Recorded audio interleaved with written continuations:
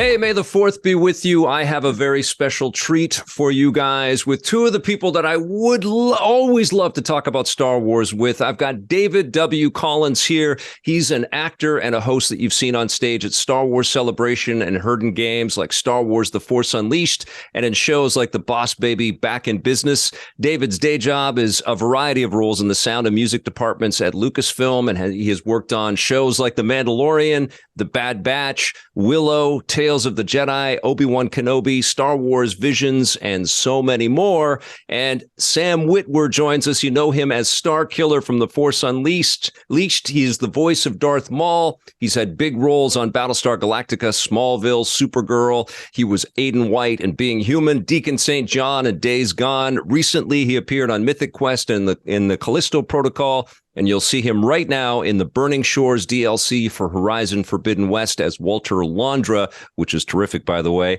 And you'll also hear both of these guys in the sensational Star Wars Jedi Survivor, which is awesome. And I think we should start right there. I want to kind of recap a little bit of what's been going on in the galaxy of Star Wars with you two. But Star Wars Jedi Survivor has just launched, and I saw tweets from both of you that you're enjoying your progress so far. David, why don't we start with you? How is it playing Star Wars Jedi Survivor? Oh, it's great. You know, I was saying earlier that, you know, working on Star Wars means that I haven't seen a movie or a show with Star Wars since The Phantom Menace that wasn't somehow spoiled for me by working on it.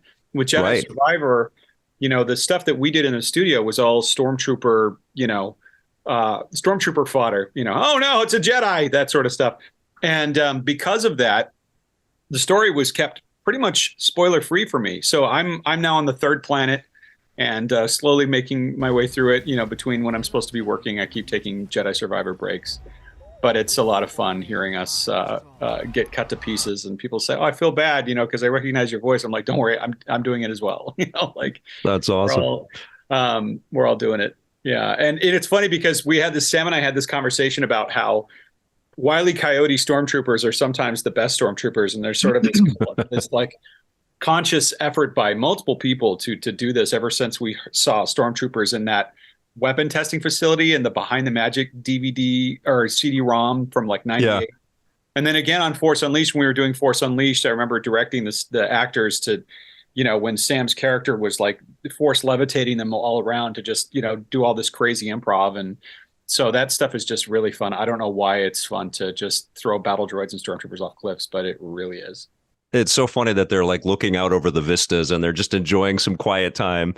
And then Cal Kestis comes and force pushes them off the edge. Yeah. What's it like for you, Sam, as Starkiller in The Force Unleashed? You're seeing Cameron Monaghan take the role on camera and sort of all the facial detail and all that stuff. It's the actor as the character. There aren't that many people in our universe that can understand what he must feel like. What's it like for you to play the game through that perspective? I love it. The technology has come a long, long way since we did it in 2007. Released in 2008. So it's just fantastic to see how far it's gone. And I immediately, Collins and I got on the phone. We're like, this is great. Have you played it? Oh my God, I've played it too. It's so cool. Yeah. So we are just enjoying the hell out of it, Was there a sense of, some of the force powers and some of the capabilities that they're able to engineer now? Was that stuff that you guys were kind of shooting for with The Force Unleashed, and they're able to achieve it because the horsepower is there? Well, the Force is actually a little bit more subtle than it is in The Force Unleashed. Force Unleashed was supposed to be forces amped to 11. So in this, it's not like when he force pushes someone, it's not like he's hitting someone with a cannonball and they're flying 5 miles that way. Yeah, because he's not pulling Star Destroyers out of space, right? No. He's more like mind tricking the Star Destroyer pilot into pushing it down. Cal's a little bit more economical and smart than Starkiller when it comes to brute force. Anyway,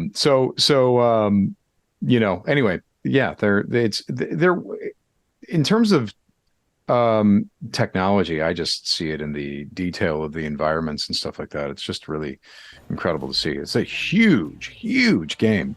It really is. Yeah, the exploration, like even compared to Jedi Fallen Order, which was also fantastic, this is so much more room to roam, which is really appreciated, right? It's so cool. Yeah. Have you been asked a million times already if we're going to see a confrontation or a collaboration or some kind of meeting between Starkiller and Cal Kestis? I get Is that that. Do you? Asked that often enough. Yes, I do. Force Unleashed was always meant to be in its own universe. There was never any ambiguity over whether this was literally in the cinematic Canon. Star Wars. When George approved those concepts, the story concepts and the physical concepts of how the Force would be portrayed, George was like, yes, for the purposes of this video game, which is a specific campfire around which you tell certain stories, this is how the Force is going to behave. You go over to the Clone Wars, that's a different campfire. You go over to the movies, it's a different campfire. And you know what I mean? It's Dave Filoni and I once had this argument that educated me greatly, because I was all concerned. There was this thing I was recording as Darth Maul for this audiobook, and it wasn't, strictly speaking, consistent with something that we did in Clone Wars. Right. And I said, Dave, what should I do? Should I tell them to change the line? Should I blah, blah? What do you think? And how do I solve this problem? And, and he was working on, I don't know, Mandalorian at the time, where he's bringing Luke Skywalker to the screen. And he just said, Sam, it's good if the stories are different. Well, what do you mean? It has to be consistent. He's like, no, it doesn't. No, it doesn't. These are all tall tales. And they all of the tellings, it's great if it's a little bit different. That's reason to go seek that out, to get a different perspective on the same story.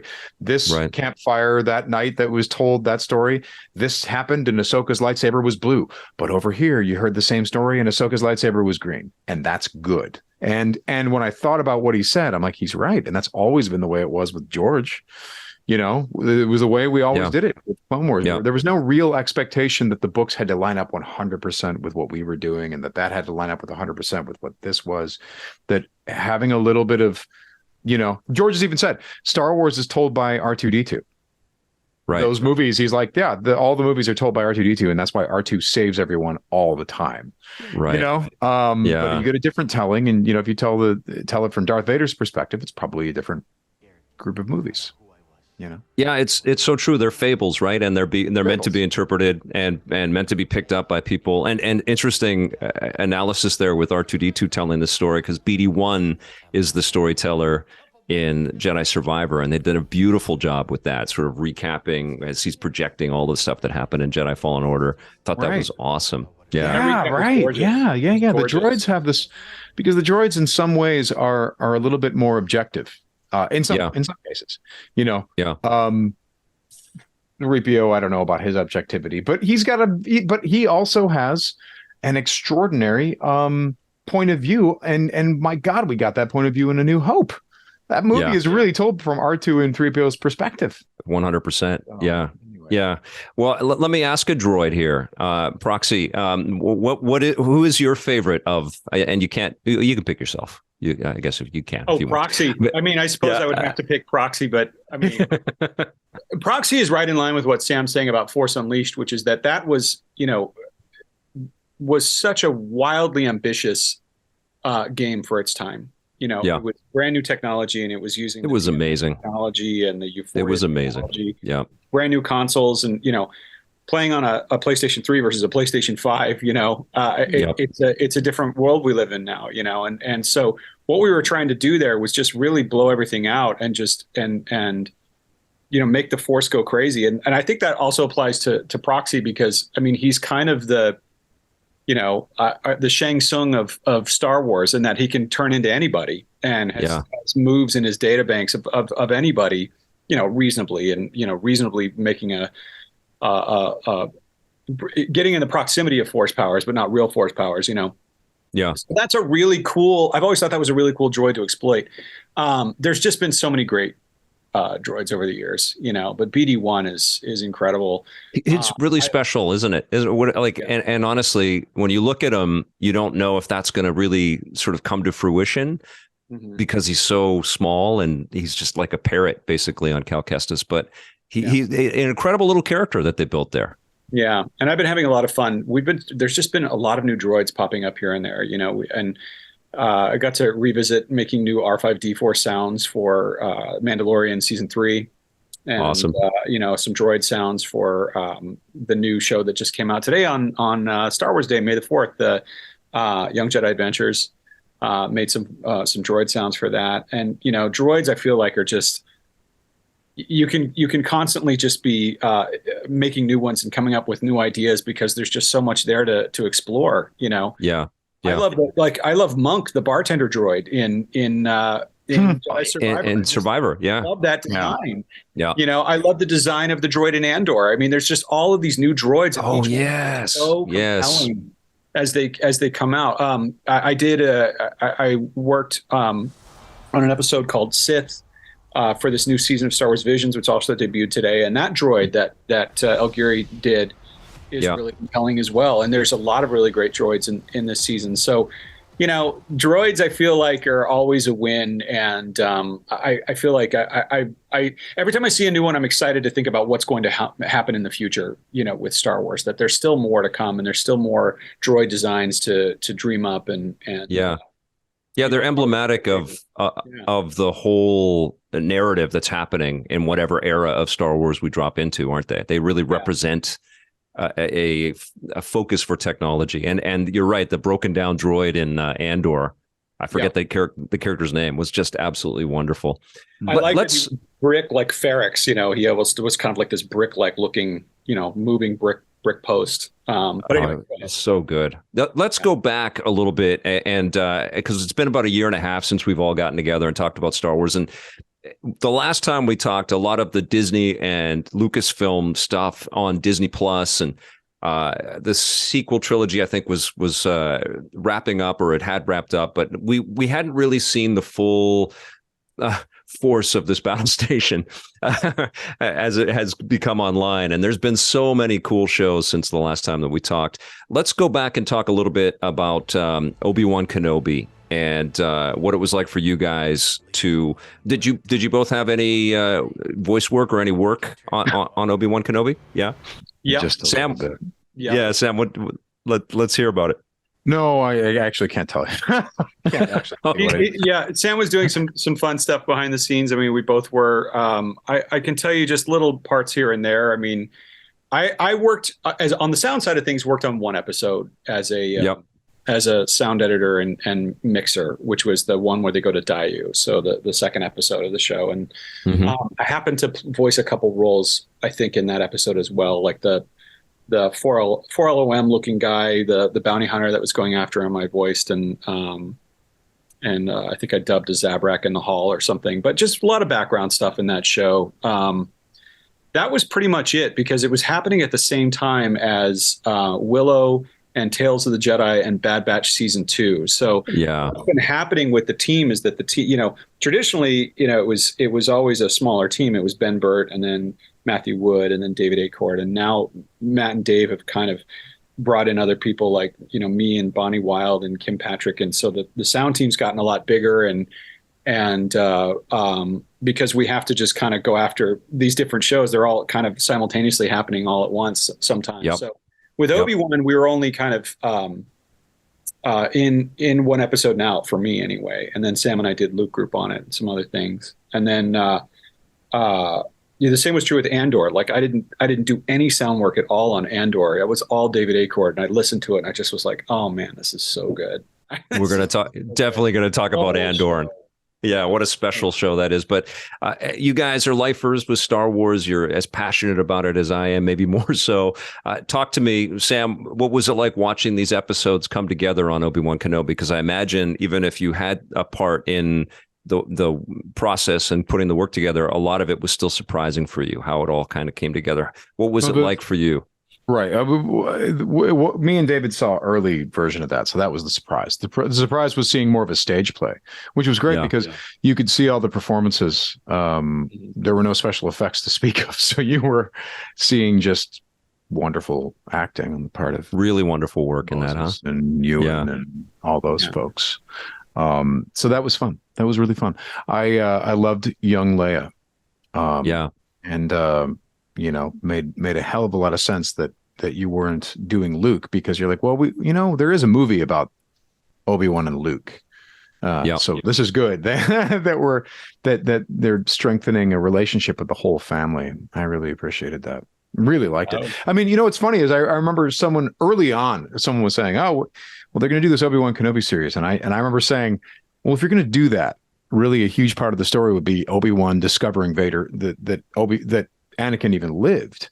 And I remember thinking, like, and if you do that, you really have to play Obi-Wan as beat up to begin with, because and then he gets back on his horse type thing. That's kind of how you would have to do that if you're dealing with, because if you go with the George stories and it's blah blah and it's at the end, "You were my brother Anakin," and you lead you right into New Hope, and he goes, "You can't win, Darth. I know all about you." That's fine. That works perfectly well. But if you are going to insert a story there, it requires that you deal with the human cost of losing your best friend to some well-placed lightsaber strikes and tragedy.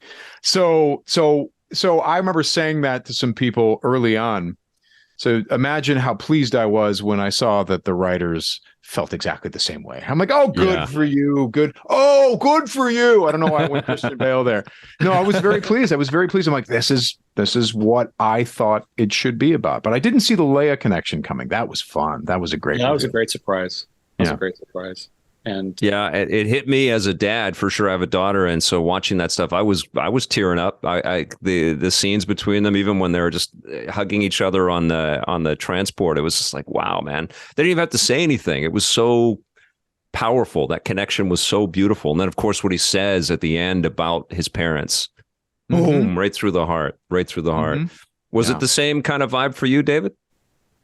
Yeah, I mean, I was just sitting here thinking about it. I remember being on the mix stage, and I was a fan of Natalie Holt's music from Loki. And, getting to work with Natalie Holt was amazing. But as an added bonus, it was Natalie Holt and John Williams.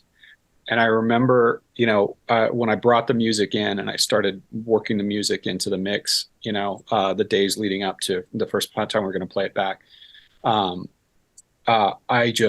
had a moment. I had one of those Star Wars moments where I, brought the faders up, and I'm like, I can't believe I have Williams at my desk, on a new cue that I'd never heard before that just recorded. And I got chills, and the thing is that, I get those a lot nowadays with Star Wars, these things that just are unexpected, whether it's live action, animation, games. I mean, one of the things I loved about Obi-Wan Kenobi, speaking of Respawn, was the Jedi Fallen Order connection. Right. Yes. To Fortress Inquisitorius. I thought, well, this is so great. Everything's just kind of merging. And it's something that, in the 23 years I've been with Lucas, 24 years almost I've been with Lucasfilm, that has been talked about forever, was this kind of like merging of all the different mediums. And I don't mean stylistically. Sam's absolutely right. That games have their own thing that they need to achieve, as do audiobooks, as do comics, novels, and TV, films. But there's this kind of conscious effort to kind of be, I don't know, just tossing the ball back and forth, and that's exciting. When you see something that you love on the screen from a book, or you see something that you love from a game up on the screen, or you read about it in a comic or something. That's really that's the stuff that for me as a fan is just really meaningful and powerful. And especially when you haven't thought about it in years, and then suddenly it's in front of you and you're seeing it, that's just great. It's like when Thrawn showed up in Rebels, that was incredible, and I love those moments. And so that's really what I like about this period in Star Wars, is seeing all of those threads kind of play off of each other. And that's exciting.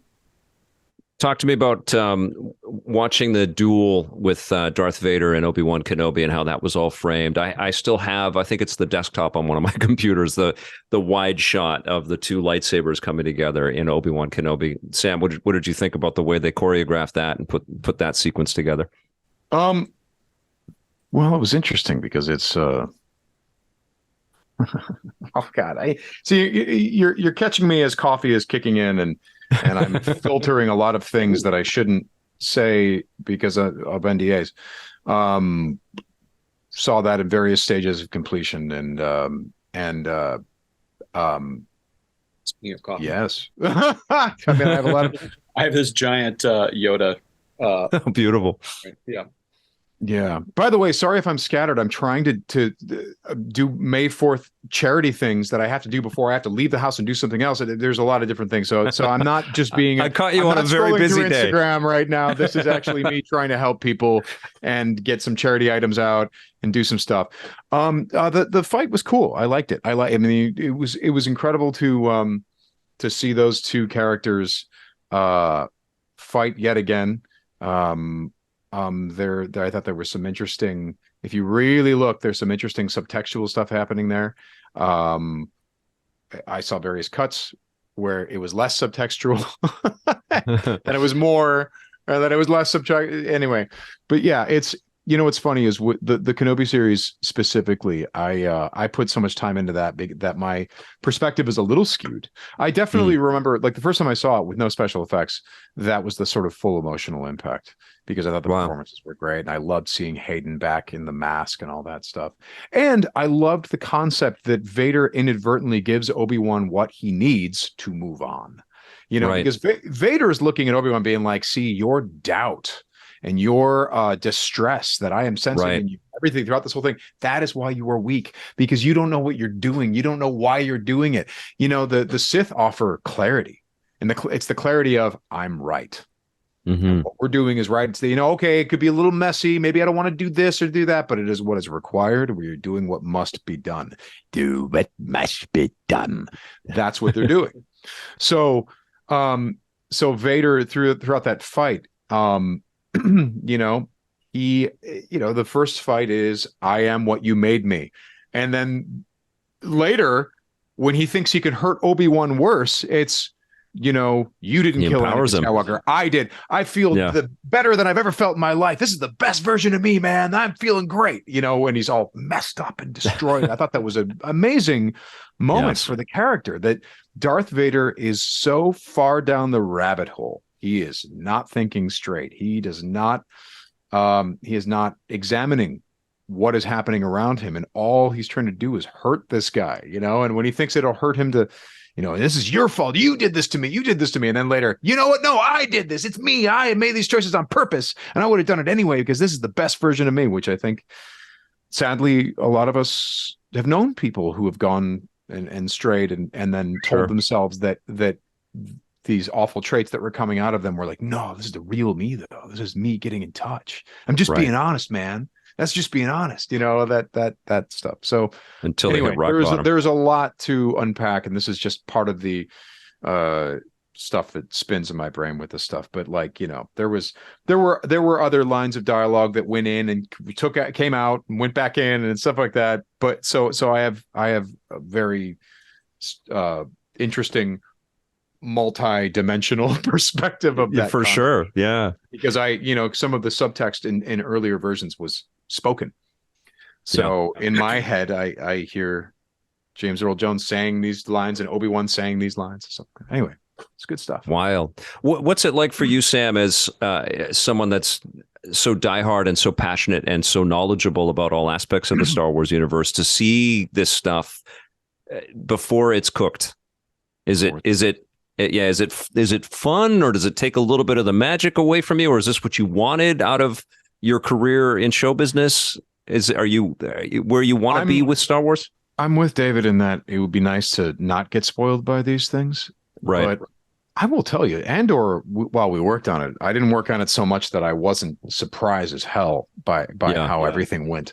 So there's still surprises to be had. But what's fun is being asked to solve certain problems for them. That's fun. Right. David and I are going to be doing a little bit more of that today, where we don't know what problems are going to come up. We have to solve them quick and move on, and it's fun. Yeah. It's, and these aren't huge, earth-shattering problems all the time. These are sometimes very little subtle things. But the thing is that to be able to contribute subtly to try to make something 2% better or 1% better is really engaging, because it's a huge team where everyone is doing that. So being on that team is really fun. The interesting exercise, and David, maybe you can speak to this, is that different artists are contributing their vision of what they think this is, what they think Star Wars is. And I'm very interested by that. You don't always agree. Sometimes you go, well, I don't know if this one's for me, or I don't know about this. But the exercise of having artists come in and take some risks and take some swings is always a fascinating thing to watch, especially watching it come together. What do you think, David? I was just sitting here thinking about how I would answer the question of having it, seeing it behind the scenes. And I did say that about loving that, I can watch a story and be giddy because I didn't know what was going to happen. But at the same time, I wouldn't change it. Like, I just want to work on this stuff. It's become, my life's work to this point. I've been doing it now for a couple of decades. I'm in decade 3 now, which is crazy. And I do like seeing it all put together at the end. And sometimes I'm surprised by, how something comes together and oh, that's just beautiful. I didn't know it was going to look like that. That happens sometimes. But I wouldn't change it because I just enjoy working on it too much. And the other thing I was going to say, kind of going back to, watching some of these shows and is that I can't help but think about behind the scenes, what it's like for people to revisit some work that they did years prior. I mean, just sort of anecdotally, going back and doing the Bad Batch has been really meaningful for me because of the time I spent making Republic Commando. That was 2 years. Totally, man. 100%. I was 20 something. I was 27 years old. And I think about that Bad Batch game we don't have every episode. Me too. I love that series. It's so good. Yeah. So I think about what it must have been like for Ewan McGregor and Hayden Christensen to come back and do that and how meaningful it was. And that was really clear when we were at Celebration in 2022, and I got to attend the premiere and I got to see them all on stage there, and my son sat next to me and we had popcorn and we watched the premiere and listening to 4,000 people react like that. I mean, that was just an amazing experience, but I think it must have just been even more incredible for them having, been in Australia shooting it in 2001, I mean, that's 20 years later and they're back doing it. I mean, that's amazing that people still love it this much and that we get to do this and we get to revisit ideas is just, I pinch myself. So back to not wanting to, see something for the first time. Yeah, I just went and saw Return of the Jedi with my son a couple of days ago, and I love seeing things for the first time and remembering that experience, but working on it is just, I pinch myself because I feel so lucky that we get. There's also, in a way, Collins and I were rewarded greatly for having an open mind. Meaning, back in the day of Phantom Menace coming out, look, David and I also saw the Star Wars movie that we thought we were going to get in our head. For sure. We grew up with the 3 original films, and in our head, we knew they were going to be he was going to go back to the prequels. And I sort of saw a vague, unspecific version of that in my mind. It would feel like this, it would look like this, all that. And Phantom Menace wasn't that at all. Yeah. It was something totally different. Now, Collins and I, who were, we would talk about these things when a prequel would come out. And because we were fans of George Lucas, our perspective was, hey, why did he do it like that? And the more that we dove into trying to figure out why he did it like that, the more fun we had with those movies, the more fun we had in engaging with the art in that way. And because we engaged in the art in that way, we were prepared when the opportunity came to work on this stuff. When Dave Filoni started talking about, things with me on Clone Wars, we were speaking the same language because he did the same thing. He studied that from a point of view of, okay, this wasn't what I wanted or thought I wanted, but what did you actually give me rather than what I thought I wanted? What do you actually give me? Because I had, at that point I had taste and I had, I like this and I don't like that, blah, blah. What if I just push that all away and just watch the movie you gave me? Watch the TV show you gave me, this and that. So it's a skill that David and I have honed over the years to watch the movies or TV shows that are given to us, especially with the appreciation of how fast and difficult it is to make these things. No one really gets how quickly. I remember going and visiting David when he first joined Skywalker Sound, and he spent time, this was on he was working on Star Wars Resistance, and there was a space battle, and at one point I think Miss Doza goes like this with her hand, and then the ship goes like this, and Dave's like, I need to go chunky, like he's in my office while I'm doing this, and he's going, okay, you know what? Raiders of the Lost Ark. We're gonna go. There's some gearboxes in there that I think they did for the Nazi truck. Blah blah blah. Okay, there it is. Cluck, cluck, cluck. Okay, now I need a little bit of buzz droids. Let's get a little of that. And he was going from different movie to different movie and throwing things in. Okay, then I'm gonna take that and I'm gonna spin that backwards and reverse that and put it together and this and that. And then he hit play and it's just and you're like, and I'm like, wow, that was quick. And he's like, no, that was slow. I never have a chance to take that much time on a moment because our schedule. If I work that slowly on everything instead of just going with instinct and laying things down, we're dead in the water. I have to go by instinct and I have to move as fast as possible to make this schedule. Wow. And you realize once you start working on this, it's all like that. You know, everyone wanted to, you know, people have talked about like, oh, we love that stormtrooper in Andor that radicalized. Sam Witwer played the stormtrooper that radicalized Diego Luna, sent him to prison. And that stormtrooper, that shore trooper is the reason the Death Star got destroyed, which is hilarious. But that was like a take. We were in a booth and we're like, oh, okay, a couple of guys do this. And you just go through the scene, do the take, and that's it. And you're moving on. Yeah. And that's all. And so, you know, it's interesting. People don't really understand how hard all of this is and how fast you have to move. And so, you know, and my friend Frank Darabont, I'd say this often. I love this story where I was talking a bunch of smack about a TV show, and he goes, well, I like it. I'm like, Frank, how could you like it? They did this and they did that. And he said, you know, Sam, for one thing, if you were younger, you'd like it. You'd like it. Your window would be open. You wouldn't have all these requirements that you would put on it. You would like it. But for the other thing, Sam, it's a minor miracle in this business with when anything good, let alone great. So he's like, so when I'm watching this, I'm watching these moments, which I thought were really well done, and that's what I'm enjoying about it. Yeah. And this is the guy who wrote and directed The Shawshank Redemption, and I remember learning from that moment and being like, right, we can't make it about our ego. We can't make it about, I wanted this, so why didn't you give me this? We have to make it about, what did you do? I'm interested. What did you do? Now, when me and David are working on something, provided how much time we have, we're savage.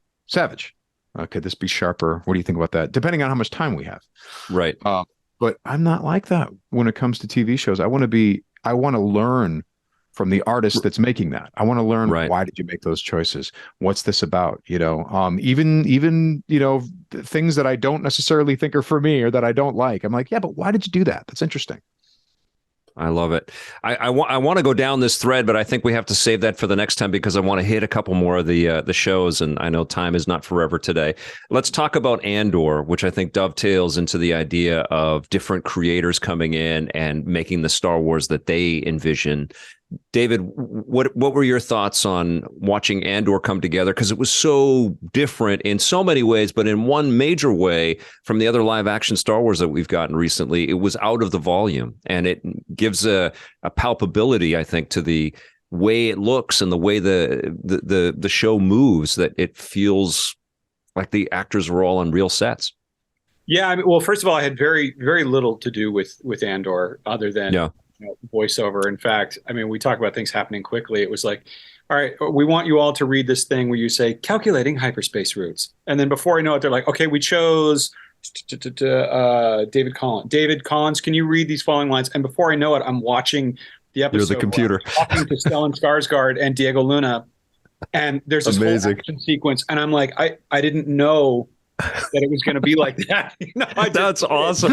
You know, there's some stuff, you know, like, you know, I'm doing the stormtrooper. I'm like, don't look at me. Like I'm doing that guy, you know, and you do it to picture, but sometimes you don't. You're just collecting material. And I'm sorry to end this thread and we can move on and just geek out about shows. But, you know, one of the things that I love about this job is that, you know, you're doing it in pieces. And what I get to do is I get to, you know, put that final little icing on the cake. I didn't do that on Andor, but say like Tales of the Jedi or something like, or Episode of Visions or something, where the director has made countless decisions and the team, the creatives have all made countless decisions to piece something together. And you don't always know what it is. It starts to emerge, just like games kind of remember when emergent gameplay was was a buzzword, 20 Totally. years ago? They start to emerge and take on a life of their own as the sculpture starts to reveal itself in a way. And to mix metaphors, but that's a really exciting part. And when it came to Andor, I remember looking at it going, I didn't understand what it was. So you don't know exactly what you're going to see. And so you get to be surprised by certain things, and that was one of those shows where like I went in as cold as possible because I just, other than, having seen scenes of people running around or a battle or something like that, I really didn't know. I'm a huge fan of the Bourne movies and Tony Gilroy, and Rogue One is one of my absolute favorite things. So I was looking forward to it, but I didn't know what it was going to be. It was so tonally different, wasn't it? I just couldn't believe it. I couldn't believe it. I was like, by the end of it, I was cheering. When the heist happened, so I just was like, so good. I was not expecting this at all, and I worked on the thing. We saw expecting to be like, I just had no idea. We saw tons of pieces of that, and we had, conversations. Buddy, can you cut it out, buddy? We had conversations of like, how is this coming together? How does this work? And the answer is very well, extremely well. There were some risks that were taken, and I feel like they paid off. And Walter has a lot to say this one, buddy. There were some major risks being taken in terms of tone, in terms of pacing, in terms of all of those things, in terms of music, in terms of everything, and it was very different for Star Wars. So, what was interesting is what they needed us to do was go along for that ride. So we surely, did so. And boy, the reward was seeing a different vision of Star Wars that was just breathtaking. I loved every damn minute of that show. I was taken with it. It was terrific. Me too. And that's one of the only Star Wars shows that my wife and daughter, we all watched it together, and we were riveted all the way through, and we were all crying at the end, and just like the big speech. It was just like, holy crap. It was so powerful. It was so beautiful. And what a setup for where we're going. But the show, I think, hasn't had the same, popular kind of impact that the Mandalorian has had, and we don't know for 20 years. We won't know for a while. You're right. There's a rule with Star Wars. Yeah, like you just don't know until 20 years later, or in case of some things, 10 years later. Victor, you and I know that like. With interviews, I always make a habit of telling the truth, right? So if someone asks me a question, I answer it. And then I learned in this world of people liking to take things out of context, maybe figure out a different way to tell the truth rather than give anyone a soundbite that they could use in a bad faith manner. Right. But this is all to say, in terms of knowing how to respond to any of these things, you just don't know what the final score is until 10 years later. So with all of this stuff, people need to be patient. The prequels are now seen as a fount of creativity, which totally. Again, me and David were on that page back in the day. We got on that page. But we had to put the effort in to get on that page. We had to be open-minded, put our egos aside, because the thing is, secretly when people say, well, I would have done this, that's an ego thing. Yeah. It is an ego thing. You want to feel like, well, me.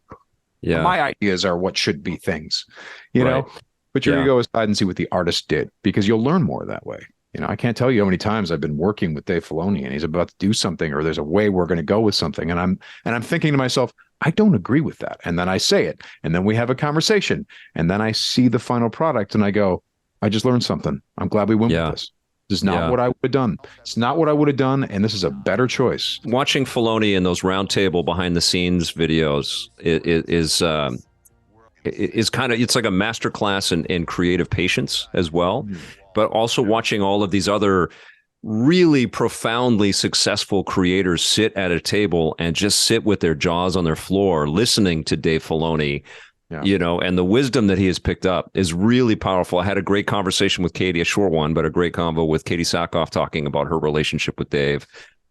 And you guys both have relationships with Dave. And now we know that, all of these animated works, the Bad Batch and the Clone Wars, all of this incredible quilt building that he's been doing, all of these threads that he's been placing across all of these different shows is leading up to Dave directing a feature. And I'm wondering if he's different. Has he changed? Is he the same guy? Is he still the same person to work with? I mean, he's got a lot more responsibilities now. How is that now? I mean, I think it gets better and better.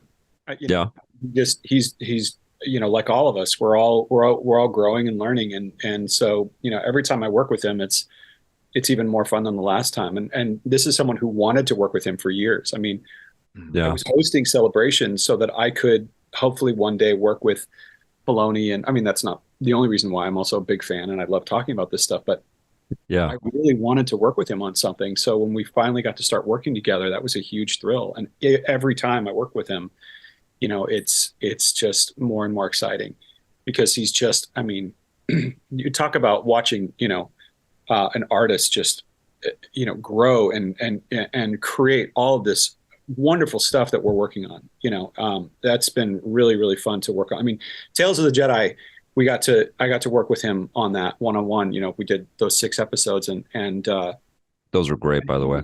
Great to work with. I think, those were really fun, and he was great to work with, and super collaborative. So what's interesting about Dave, and I've I'm not going to quote people, but I remember someone saying that, well, here I am speaking for people. The reason Dave and George got along is that Dave listened. He did not come in, which a lot of creatives did, going, well, I know how to do this. Can I tell you something, Sam? That was a question that I asked George. There you go. That's where I got it from you asking George. And that's what George said and then I think that went up on Star Wars. So I said, what was it about your connection? And George said, he listened. Yeah, that was exactly that came straight from George. And I know I've been friends with Dave long enough to tell you that he has a humble way of coming about these things, which is what, again, this is all of this is how I, for example, why I watch TV and movies the way I do. I want to learn what that artist is doing and why, and even if something doesn't totally work for me, I'll be like, yeah, but what are the parts that do work? And where am I being surprised by choices that I don't think I would have made, but they work? What's up with that? One of the things, for example, this is a fun example, but Matt Wood's battle droids. Yeah. Funny murder machines shouldn't work. It shouldn't work. You put it on paper in front of me and I would have said, no. You choose one or the other. They're either funny and bumbling, which I don't do that. Make them these mechanized things with soulless, and they kill Jedi, and it's scary. No, it turns out they can be funny amazing. And that at the same time. And that it's lessons are being learned here, where you see things that are bizarre. And I remember and watching them work, and watching people have ideas that are different than yours and seeing how they work. So I try to pick that up from Dave of like, let's be humble and watch this. Let's watch what they actually gave us and ask ourselves why they were making these choices. I remember seeing, here's another example, has not Star Wars. I remember seeing Jurassic Park and enjoying it. And then my very smart teenage self was like, yeah, but you know what? The book was better. You should have done this. You should have done that. I would have done this. More humble, older me watched Jurassic Park not too long ago, and I read the book again. And I was like, I agree with every choice Spielberg made. Oh my God. Having just read this book and just watched the movie, he was dead on with every decision he made, and every change from the book he made was dead on. And I hadn't read the book, and I saw an early screening of Jurassic Park. This was way before I was reviewing anything, but somehow I got an early. I didn't know what to expect. I was scared out of my mind. I was like literally screaming, like, "Oh my God, those kids!" I was a teenager, but it was still incredibly effective. And you're so right. You have to walk into these things with an open mind. And also, you know what you do? Pretend like your friends made it. Pretend like your friends. Exactly. I've enjoyed movies that my friends have been in more because I'm rooting for the movie. And I'd walk out of the movie and go, if my friends weren't in that, I might not have liked that. Oh, it's because I was rooting for it in the same way that a kid roots for a movie, or a young teenager listens to an album and is rooting for that album. So they're hearing into it. They're hearing what is actually there rather than imprinting on it what they think should be there. I would do this. My idea is this. It's like, no, it's not your idea. You're riffing on something that you're seeing. You're riffing on a finished product. It's a different thing. You can have more fun if you really engage with these things. That's what I mean, the truth of it is that they're all made with optimism and hope, all of it, even if it doesn't turn out that way. And if you can come to it with that, it's good. It's just that we live in such a cluttered, crazy world with so much choice that it's hard to anticipate that and expect of that from your audience every time. But let's talk a little bit about the Mandalorian season 3. And some of the ramifications of some of the choices in there. What did you guys? I know you both worked on it, but David, what did you think of the way season 3? Really quick, guys. I'm sorry to ditch out. I have to go now. I'm needed elsewhere urgently. But it was wonderful to talk with you guys. Amazing to have you. Talk, and may the force be with you. This is the way. And that's right. You got them all. You're the best, Sam. Thank you, bud. All right, David, let's talk a little bit about The Mandalorian season 3, which I loved. I thought it was terrific. But, obviously I see the crescendo and the waves of different opinion out there on the internet. How did you feel about the way that it all came together? Well, I mean, my perspective is always going to be someone that was working on it and wanted to make it be, the best it could possibly be. I'm providing a service as part of Skywalker Sound and as a Star Wars fan and as a creative, where I want to lend whatever experience or talent or whatever I can bring to the table to make it as good as possible. And, this was my second time working on a show for Favreau and Filoni, a live action show. But this time as the sound designer, we had spotting meetings. And so getting to know him as a creative was just a joy. I mean, it was one of the highlights of my year last year, because we did the show from September to about January. And it was really, really fun listening to their thought process. And same with Rick. He was, the executive director. He was great to work with as well. And so, they were swinging for the fences. I mean, these shows, I remember the first time I watched the last 2 episodes in rough form, before all the effects were in, my jaw was on the floor. And because I'm like, I felt the same way about Willow. This is a 6.5 hour movie. Star Wars film. This does not feel like TV to me. This feels like feature quality, I say that every episode of The Mandalorian. And I guess this is also perspective of being around. But it's like, you have to remind yourself, it's television. How are we here? How are we getting an army of people in jetpacks shooting and flying at each other and blasting and smashing people with hammers? It's like, I could not believe my eyes, man. The kid in me I just couldn't believe it. I was like, I can't believe we're actually finally seeing this. I saw someone online call it the Pelennor Fields moment for Star Wars, You have these just armies in midair clashing with each other. In midair, yes. And I just remember thinking, this is unbelievable. This is the stuff of dreams. And so working on it was a ton of fun, having just come off of Book of Boba Fett, I knew that, everything is just kind of like the universe is expanding, and the season did that a lot and told some really compelling stories, almost, like the 3rd episode was so Hitchcock, and the 6th episode was so Clone Wars to me, the one with Jack Black and Lizzo. And that was one of my favorite episodes to work on, The Pleasure. I really enjoyed that episode. I love the procedural, like they're detectives now. I thought that was so cool, I spent way too much time working on that droid bar, which was so fun, and I would get these great notes from Favreau that were all very story driven. Like there was one note I remember, he's like, when the droid slams the cartridges down on the bar, give me a bigger slam, and I was like, yeah, I can do that. And he goes, no, like a bigger sound. Don't turn it up. Actually go back and give me a bigger sound. And I did that. And when we played it back for him, he just laughed, like this wonderful laugh. And I realized, he's thinking, that just in that sound effect, the droid is giving Din Djarin crap and is annoying Din Djarin to the point of like boiling under his helmet. That's a story note. That's not a sound note. It's a story note. Like, That's right. The dynamic between those two characters. The fact that he's like, "Hey, I found this," and the guy goes, "Oh yeah, well, we have a lot of these," and slams it down like that. Wicked. It changed the droids' swagger in front of that Mandalorian suddenly, and those kind of lessons when you're working with a director at that level, where Filoni, same thing. You get this, you get excited about working in this business because you really realize that you are a storyteller first and foremost. Of course, yes. And you're working with creators that understand all of that technology and all of those different layers. They have a total vision, and they know where to call on that stuff. It was just a great joy because, I then grow as an artist, as a sound artist or as a creative, because you get to rub elbows with these folks that really have this macro view of what's going on. And like you say, film and TV as a director's medium, they have to be so knowledgeable about every discipline, right?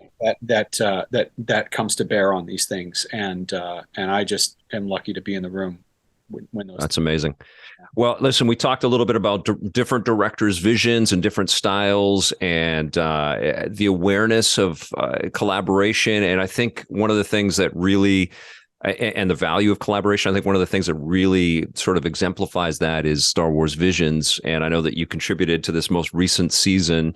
I just reviewed it. I was blown away. Did you work on every episode or? No, that's a great question. I watched your review. That was great. Oh, cool. I'm so glad you like it. I mean, I love it. Star Wars Visions. It's an anthology series of all kinds of different studios, different creatives. And, at Skywalker Sound, the Lucasfilm franchise team, which is Jackie Lopez, Josh Rhimes, James Wow, they've been producing these wonderful things like Star Wars Visions, Young Jedi Adventures, which also came out today, the Lego Star Wars shorts, which are they're like 45 minutes, like Terrifying Tales and the holiday special. They've been doing all these wonderful Star Wars things in the animation space, and so they came to us on the first season and said, "Hey, some of the studios would like to work with Skywalker Sound. Can you work with us on some of these episodes?" So I touched about 5 episodes in the first season. Right. One was just more of, well, I'll get to that in a second, but I worked on The Duel, which was such a Kurosawa. That was ridiculous. That was so damn good. I still remember the chills in my spine watching that. That was unbelievable. Same. I worked on that one. I worked on Twins, The Elder, and The Village Bride was the other one. Cool. And, those were great. Those were all amazing. And, in some cases, like on Twins, their sound crew had already done an entire pass, and they wanted us to do a version as well. And what I realized about Visions was this truly is about letting go of Star Wars and letting people have their interpretation. And if they want us to give it the Star Wars sound treatment from Skywalker Sound with our entire vast library from every film and TV show and game ever, we can do that. If we want to collaborate, we can do that. And then there was another episode called TOB1, which I always called it Toby 1, but it was kind of an Astro Boy type of episode. That's when I really learned what it was we were doing, and particularly what we shouldn't be doing. I got an early version of it before they had finalized the sound that they were going for, and I started cutting in Star Wars sounds here and there. And I stopped because I realized I was, because they were like, well, we don't know what we're going for here. It's everyone's trying to do something for the first time, Right. Yeah. And so I cut in a few sounds. You can hear it in the final. You can hear a little bit of TIE Fighter in there. You can hear a couple of, legitimate Star Wars, from the movie type of sounds. But they were pursuing their vision holistically, including sound, to make that style of Star Wars. And I shouldn't go in and mess with that or interpret that. Yeah. Be what it is. Right. And the same is true with season 2. So, in the case of Sith, El Giri had their own sound designer. And I came in and I augmented a few things, and we collaborated and talked. And that was really, really gratifying because their work was fantastic out of the gate. And I just kind of, threw some ideas back and forth and then added a few things. But that was really El Giri's vision, And then I think in other cases, like with Studio La Cachette, when we did The Spy Dancer, we did all of that, And then The Pit, I'm really, really thrilled with the pit. That's Leandre Thomas's episode, and Leandre and I have been working together since we were doing, Blu-ray documentaries for The Last Jedi. Because he is in the Lucasfilm documentary department, and this is kind of his big directorial animation. Right on. That's awesome. So everyone at Lucasfilm's just been so rooting. That's the one with the Japanese animation company. I forget the name of it, and Lucasfilm collaborating to build the whole thing. Yeah. They're in the pit digging for kyber crystals, and they're I don't want to give it away, but that was a really special episode as well. And one nice thing about that is that the Foley artist on that was John Rush, who walked Raiders of the Lost Ark. Wow. 3 years ago. And wow. That was the last time I worked with him before he retired. So he just retired. But all of that, all those props and all that stuff, that's all him, just like out in the Cairo desert, in Raiders, it's the same talent making that stuff. And so that's amazing. Being able to bring Skywalker sound to bear on these visions is great, but it really is about what is this studio in this part of the world want to do? And we help them, and sometimes helping them is also just staying out of the way and just being a cheerleader. And that's been one of the most exciting projects that I've worked on in the last few years, because it was so unexpected and such a learning experience for me in terms of what Star Wars. You actually said it in your review, what Star Wars means to the world, and how and Star Wars through their lens is far more interesting sometimes than for us to come in and be like, oh, it should be like this, Yes. No, actually, it should be exactly how you want it to be. That's the whole point of this anthology, is to explore your vision. And the producers at Lucasfilm are so tuned into that. So I'm very excited about season 2, because you can I can't imagine the doors that it must open creatively for internal as well, right? To see these interpretations and to think, like the Bandits of Golak is my favorite episode in there. And just to think that we might visit a planet that personifies or creates a live action version of that. It was so powerful. It was and I was shocked by season 2 by how much I was moved to tears in some of these things, it was really human.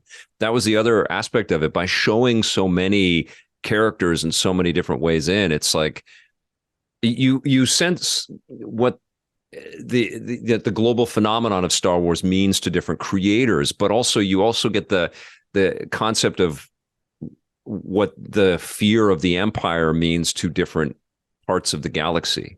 It feels even bigger and more powerful now after watching Visions, which I didn't expect. I loved the first season, but I feel like the second season, and I hope that there's many more, but it really kind of projects the enormity of what we're talking about here, by making some of these characters so small and vulnerable, but they have an innate power. And I got that a bit from Andor as well, like the brutality that is hinted at and kind of suggested, but it's never as violent and as palpable, I think, as it is when it's a street level in Andor, and then with all of these different interpretations and visions, it really hits. There is it's not just words in a service of plot to talk about the value of hope and the power of hope in Star Wars. Like that, both of those projects, Andor and Visions, I think really underline just what we're all fighting for here in this galaxy, right? Yeah, and I suppose that, I wasn't expecting to do this, but just to lend my support to the Writers Guild and what's going on in Hollywood right now. Right. Yes. The writing in Andor, it's one of the first times since I was a kid where I wanted to memorize what somebody said. Right, and Tony Gilroy is going to release everything. Did you read that? He's going to release all the scripts on a separate website. So they're creating an Andor creative website so people can dig into all of that, which I think is just unbelievable. When Luthen talks about, I fight for a sunset I know I'll never see. Oh yeah. Oh God. I burn my decency. I watched it again recently, and I just was like, I cannot believe I'm hearing this. The same is true before the heist when Right. The name of the character is talking about, the reason why the Empire is so tyrannical is because such control is so unnatural. I mean, that stuff just blows me away, that I've been looking at Star Wars for so many years and working on it for so many years, and it still can surprise me. Even something as simple as a TIE fighter flying too low over your head, scaring the crap out of you. Right. One of my favorite David Acord sound moments, and the way it was directed and shot and everything, where that TIE fighter flies low over that valley and is terrifying. That the bureaucracy could be terrifying. Just the foot soldiers could be terrifying. Which is, to go full circle, how we started, the exact opposite of stormtroopers getting pushed off of cliffs. Yes, because they're terrifying in something like Andor, that it makes it so satisfying to just like push one off a cliff and hear him go, "Oh God, no!" That's I think why there's some there's like a cathartic release there of pushing the fascism with the Force, and to have power. You feel empowered. And you said this before, the last time that we talked, like Disney investing in Lucasfilm and in Star Wars projects has just allowed for all of these different brushstrokes and all of these different ways for us to appreciate all of this, and all of these different flavors, and they all have value, and they add to the overall, kind of opportunity and direction that we get to go in with future Star Wars. And we've got these 3 new movies that have been announced, and Ahsoka is coming up, and you're probably working on like 6 things right now that you can't even tell me about. I do have a lot of stuff coming up, that I can't talk about. What are you as a fan most excited about that we know about is coming down the road for Star Wars? I mean, I'm very excited for Ahsoka. I'm excited to see what Dave does when he's given a feature. I have to be careful because I've seen certain things. I've seen things, and I have to remind myself, it's easier to talk about things that I haven't seen much of. Like, I've seen some of these other shows, so I can't talk too much about it. We just did Star Wars Celebration in London, and while I wasn't able to go this year, I was working on a lot of trailers that were exclusive to people only in the room, cool. that still haven't been released yet, for things like Skeleton Crew. Bad Batch season 3, which has been announced. These are all things that are in active development right now, and can't really talk about them, but hopefully we'll be able to, down the road. But I mean, I'm just excited to see what comes next, because even sometimes when you work on these things, you mentioned some of those episodes of Visions, and it occurred to me while you were talking that I still haven't seen the final. I saw them throughout development, but then I was so busy. Visions, I want to give a shout out to my colleague Max Smith as well, because he had to take over Vision season 2 and do another handful of episodes that I wasn't able to do because it was right on top of the Mandalorian. And Mandalorian was was starting right as Willow was ending. it was, I will say, the last few years have been the busiest of my career.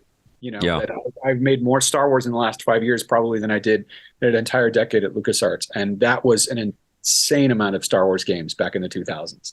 Well, it's an incredible time, and I think Sam is so right. Like, it's really hard to just sit back and passively just take it all in and know what this is doing on the fly. Like there needs to be a little bit of breath, to feel the resonance. A little bit. It needs to marinate, and I don't like, and this and all the Marvel stuff, and pretty soon the DC stuff is going to ramp up. Like the nerds are eating so well, and I feel like we don't have like gaps between these rich meals. Not to mention all of the other incredible work that's happening, like Ted Lasso and Succession, and like all of these amazing things that if you're a fan of creativity, it's just like and games, like all of these incredible games like Jedi Survivor. Mm-hmm. And so I think there is like, let's take a breath and look at where this is all going, and I think that's one thing that you and Sam and I all have to be thankful is the vast amounts of time where this was not possible, like the many, many years where we waited for new Star Wars and dreamed of a time like this, and now it's here and you guys are working on it and watching this all happen, and us fans are like, and there's no time to reflect. There's no time to and reflect. There's no time to reflect. Yeah. And that's really interesting. It's well put. I used to I used to say to Sam that I was envious of Star Trek in one specific regard. I used to say that Star Trek is a bit of a numbers game because, there's so much of it that if they take a huge creative swing and it doesn't land, it doesn't matter because people still go, oh man, are you kidding me? Next Generation is one of the best TV shows of all time. Right. It doesn't matter if there are episodes that are stronger than others. When I started working on Star Wars, there were 4 movies. Yeah. And, there were some TV shows and things like that in the 80s, but there were 4 movies and we were making video games. And now there's just something for everybody. There's so much going on. And what Filoni said about, these being tall tales in different mediums, that's the exciting part. That's the exciting part is we're getting to see where it goes. And I imagine at some point we'll be able to sit back and look at this time and go, wow, look at all of that. Sam or I'll talk to my wife about it sometimes and they'll say, it's impossible to have any perspective. It is right now, because before you can even think about what you have just put out, you're working so hard on the next thing, So you're right. We're getting a lot of incredible material. It is that way on the viewing, on the consumption side of it too, and but I think this is a great problem for all of us to have. It's incredible. I mean, it's incredible. It's what I always wanted. It's like when Star Wars was everywhere as a kid, I couldn't get enough of it. I was collecting it everywhere, and then it went away. Yeah. And the hunger for it, I remember so well. Like you mentioned, just wanting more, and now it's here. So, anyway. Is there a dream project that's still in Star Wars that's still percolating within you, and maybe you and Sam have discussed? And is there something that hasn't been done? You don't have to tell us what it is, but is there something that? Sure. I mean, there's plenty of stuff that we haven't been able to do yet, and certainly for me, I would love to keep going with some of the live action stuff. And I can't talk about what I'm working on. So, but there's a lot that's coming that I'm excited about, and I hope that if I just kind of keep going and that I'll get an opportunity to work on some of these new things that have been announced. And the last time Celebration was in London, we were talking about, one movie, I think. And now we're talking about multiple TV shows and multiple movies and games. And there's just a lot of great stuff happening. And that's just really exciting. So, for me, there's a lot of stuff that hasn't happened yet. There's a lot of places that Star Wars can go. We were talking about it with droids. We were talking about it with visions.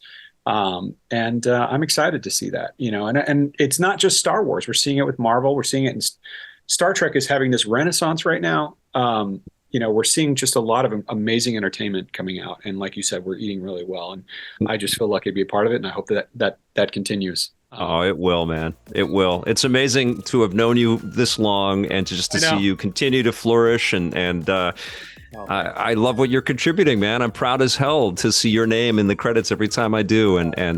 I'm so grateful to both of you guys for joining me on May the 4th today on Star Wars Day. It's so cool. Thanks for having us. Yeah. May the 4th be with you. This has been great.